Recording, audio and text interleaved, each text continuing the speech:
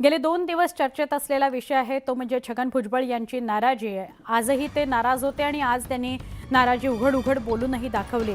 मी काय तुमच्या हातातलं खेळणं आहे का? भुजबळ म्हणजे उठ म्हटलं की उठ, बस म्हटलं की बस, असा सूचक इशारा संतप्त भुजबळांनी दिलेला आहे। भुजबळांनी ही प्रतिक्रिया नाशिकमध्ये दिली आहे। अधिवेशन सोडून ते नाशिकला गेले आणि नाशिकमध्ये सगळ्या समर्थक कार्यकर्त्यांशी बोलले, त्यावेळेला त्यांची प्रतिक्रिया आलेली आहे। महायुतीच्या पहिल्या मंत्रिमंडळ विस्तारात मंत्रिपद न मिळाल्यानं भुजबळ नाराज आहेत आणि ती नाराजी त्यांनी उघड उघड बोलून दाखवली। मंत्रिपद कुणी नाकारलं ते शोधण्याचा प्रयत्न सुरू आहे असंही ते म्हणाले। फक्त मंत्रिपदाचा नाही पण अवहेलना झाली याची खंत वाटते असं ते म्हणाले।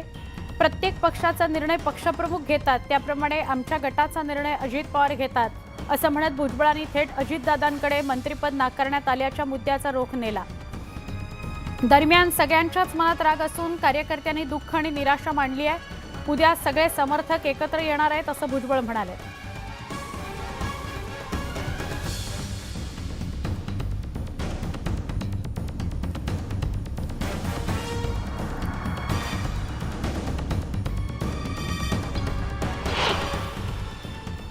चार सहा महिन्यापूर्वी त्यावेळेला होय त्यावेळेला माझं ऐकलं नाही आणि आता म्हणजे मी काही लहान खेळणं आहे का तुमच्या हातातलं?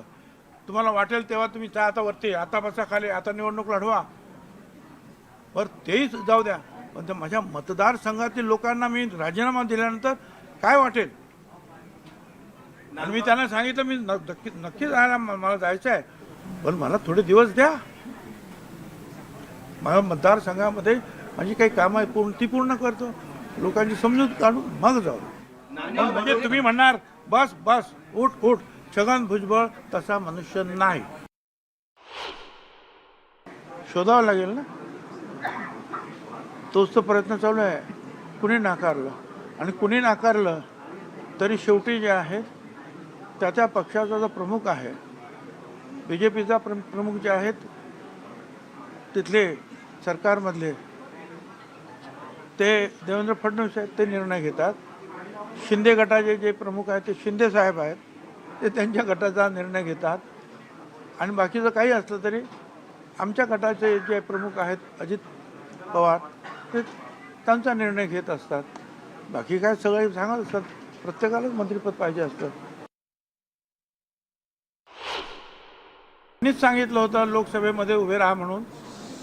होळीच्या दिवशी मी इकडे आम्ही निघालो, आम्हाला ताबडतोब म्हणे परत या, आणि त्यांनी सांगितलं की मोदी साहेबांनी आणि अमित शाह साहेबांनी सांगितलं की नाशिकला भुजबळच उभे राहणार। मी म्हटलं बरं आमची तयार नाही, आम्हाला तुम्ही एकदम शॉक दिला, 24 तास द्या, आम्ही उद्या सांगतो तुम्हाला। परत उद्या गेलो, म्हटलं बाबा दुसरं कोणाला, समीरला उभं करणार, दुसरं कोणाला नाही, म्हणजे तुमचं नाव त्याने प्रकर्षण घेतलं, तुम्ही उभे राहा। मग 1 महिना मग आम्ही इथे आलो, काय सगळी तयारी झाली आणि एक चांगलं वातावरण निर्माण झालं। 1 आठवडा झाला, 2 आठवडे झाले। खरं म्हणजे जर तुम्ही आम्हाला एवढ्या यांनी सांगितलं की तुम्हालाच उभं राहायचं आहे, तर 8 दिवसामध्ये तुम्ही नाव जाहीर करायचं, 15 दिवसात करायचं होतं। पण 1 महिना झाला तरी सगळ्यांच्या अख्ख्या महाराष्ट्राची नावं जाहीर झाली, आमचं नाव जाहीर होत नाही। मग मी म्हटलं ठीक आहे, आता माघार घेतो, कारण मी अशा प्रकारचे जे आहे आस लावून डोळे लावून बसणार नाही तुमच्या तिकिटासाठी। मुख्यमंत्र्यांची याच्यावर काय प्रतिक्रिया होती? आपण काही वक्तव्य केलं होतं। मला जे काय कळलं, मुख्यमंत्र्यांनी माझा प्रवेश मंत्रिमंडळात असावा यासाठी आग्रह धरला होता आणि निश्चित ते मी कन्फर्म करून घेतलेलं आहे। अजित पवार आणि प्रफुल्ल पटेल तुमच्याशी संपर्क करताय, ते तुम्हाला फोन करताय, तुम्ही त्यांचा फोन उचलत नाही असं कळतंय। अजिबात चुकीची गोष्ट आहे। प्रफुल्ल पटेल जे आहेत यांना फोन करतात आणि हे फोनवर त्यांच्याशी बोलतात। मंत्रिमंडळात समावेश न झाल्यानं भुजबळांच्या नाराजी नाट्यामुळे राजकारण तापलंय। यावर विरोधकांनी महायुतीला डिवचण्याचा प्रयत्न केला। जहाँ नहीं चाहना वहाँ नहीं राहना। मला माहित नाही की आता या वयामध्ये किंवा त्यांना कुठे चैन पडेल अशा ठिकाणी ते जातील किंवा त्यांचा कोणी विचार करेल असं मला वाटत नाही। भुजबळ साहेबांचं नाराजी नाट्यातून काय होईल हे म्हणण्यापेक्षा काहीतरी पदरात पाडून घेण्याकरता किंवा काहीतरी पदरात पडलं तर त्यांना शांत राहावं लागेल. आजच्या घडीला कोणालाही कुठल्याही प्रकारची नाराजी ही व्यक्त करण्याच्या पलीकडे काही हातामध्ये राहिलेलं नाही. इतकं महायुतीकडे पाशवी बहुमत आहे. त्यामुळे कोण रुसला कोण रागावला त्याला फार मोठं महत्त्व महायुतीमध्ये दिलं जाईल असं मला वाटत नाही. भुजबळांची नाराजी रास्त आहे. एखाद्या माणसाला वापरून फेकून देणं हे बरोबर नाही. आणि मी झाल्या बोललेला माणूस आहे, म्हणजे मी काय नंतरचं राजकारण बोललेलं नाही.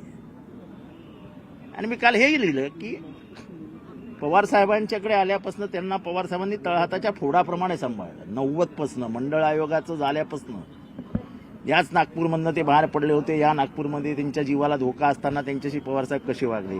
एका लढवय्या कार्यकर्त्याची राजकीय कारकीर्द अशी कापण्याची जी पद्धत आहे,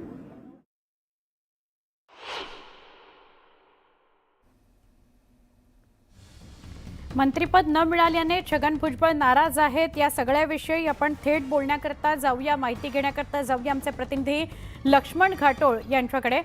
लक्ष्मण, आज समर्थकांशी बोलले, आक्रमक होते सगळे समर्थक. भुजबळ समर्थक म्हणत होते की मंत्रिपद द्यायलाच हवं होतं तुम्हाला, का डावललं गेलं. उद्या समता परिषदेचे सुद्धा सगळे कार्यकर्ते एकवटणार आहेत, काय सांगाल, काय वातावरण? सुवर्ण, मी आता नाशिकच्या येवल्यामध्ये आहे. अर्थात हा येवला विधानसभा मतदारसंघ जो आहे तो छगन भुजबळांचा मतदारसंघ आहे आणि याच मतदारसंघामध्ये छगन भुजबळ आता कार्यकर्त्यांशी आणि या मतदारसंघातल्या मतदारांशी चर्चा करत आहे. आतमध्ये एक बैठक सुरू आहे सगळ्या कार्यकर्त्यांची आणि पदाधिकाऱ्यांची, आणि या बैठकीमध्ये स्वतः छगन भुजबळ हे देखील आतमध्ये आहे आणि ते देखील या कार्यकर्त्यांशी संवाद साधत आहे. कार्यकर्त्यांच्या भावना ऐकून घेतल्या जात आहे, कार्यकर्त्यांच्या नेमक्या तक्रारी काय आहे त्या समजून घेतल्या जात आहे आणि यासाठी स्वतः छगन भुजबळ आज येवल्यामध्ये आलेले आहे. येवल्यामध्ये ही जी दृश्य दिसत आहे ती बैठकीची आहे आणि या बैठकीमध्ये स्वतः छगन भुजबळ आहे आणि सगळे कार्यकर्ते जे आहे ते त्यांच्या भूमिका ज्या आहे त्या छगन भुजबळ यांच्यासमोर मांडत आहे. आपला वापर केला जातो आहे, आपल्यावर अन्याय केला जातो आहे आणि त्यामुळे आपल्यावर होणारा अन्याय जो आहे तो जर आपल्याला बाजूला करायचा असेल तर मात्र आपल्याला आता भूमिका घ्यावी लागेल. अशा प्रकारची भूमिका जी आहे ती या सगळ्या कार्यकर्त्यांची आणि पदाधिकाऱ्यांची आहे. आणि त्यामुळे आता जर आपण बघितलं तर छगन भुजबळ नेमकी काय भूमिका घेणार याकडे महाराष्ट्राचं लक्ष आहे. मात्र छगन भुजबळ हे नाराज आहे, हे आता लपून राहिलेलं नाही आहे. त्यांची नाराजी आहे ती मंत्रिपदाची नाही आहे, तर त्यांना सन्मानपूर्वक वागणूक दिली नाही असं ते म्हणाले. मला काय बाहुलं समजलात का असं देखील तेच म्हणालेत. आणि या सगळ्यामुळे छगन भुजबळ आता पुढची भूमिका काय घेता हे बघणं महत्त्वाचं असणार आहे. उद्या सकाळी 11 वाजता नाशिकमध्ये एक त्यांच्या समर्थकांचा मेळावा पार पडणार आहे. त्या मेळाव्याला महाराष्ट्रातल्या वेगवेगळ्या जिल्ह्यांमधले समर्थक कार्यकर्ते जे आहेत ते भुजबळांसोबत असणार आहे. भुजबळ या सगळ्याच्या बाबतीत त्यांच्यासमोर नेमकी काय भूमिका घेतात हे बघणं महत्त्वाचं आहे. आपण जर ही दृश्य बघितली तर ही बैठकीची आहे. समीर भुजबळ देखील आपल्याला या बैठकीच्या बाहेर दृश्यांमध्ये दिसत आहे. स्वतः शैपाली भुजबळ असतील, समीर भुजबळ असतील, दिलीप खैरे असतील, हे सगळेच नेते जे आहेत ते आपल्याला दृश्यांमध्ये पाहायला मिळतात. उद्याची त्यांची रणनीती काय असणार आहे ती ठरवली जाते. उद्या महाराष्ट्रातल्या कुठल्या कुठल्या भागातनं नेते कार्यकर्ते जे आहेत ते या बैठकीला येणार आहेत हे सगळं याच्यामध्ये आजच्या या येवल्यामध्ये उपस्थित आहेत आणि भुजबळ जिथे आता समर्थकांशी बोलतायत त्याच ठिकाणीहून ते आपल्याला माहिती देत आहेत. धन्यवाद लक्ष्मण माहिती दिल्याबद्दल. भुजबळांबद्दल वाईट वाटतं, अनेकांची अशी अवस्था झाली आहे, अशी खोचक प्रतिक्रिया उद्धव ठाकरेंनी दिली.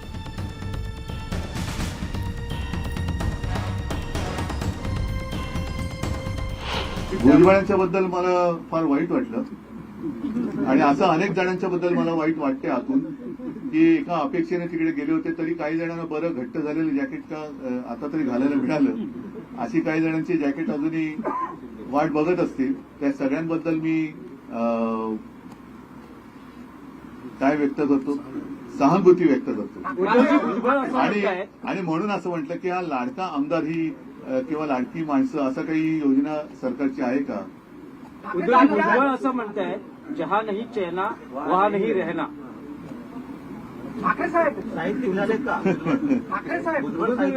काय झालेलं आहे या सरकारची झालेली दैना, त्याच्यामुळे तिकडे काही चैना महिना काही होणार नाहीये. तर वहा नाही रहना हे त्यांचं योग्य आहे. महाविकास आघाडीचं सरकार ज्या वेळेला होतं त्यावेळेला कशा सूड भावनेनं लोकप्रिय नेत्यांना, शिंदे साहेब त्यावेळेला नगरविकास मंत्री होते, त्यांचं वलय वर्चस्व वाढत होतं. बाळासाहेबांच्या विचाराचं वैचारिक बंड जेव्हा उद्धवजी ठाकरे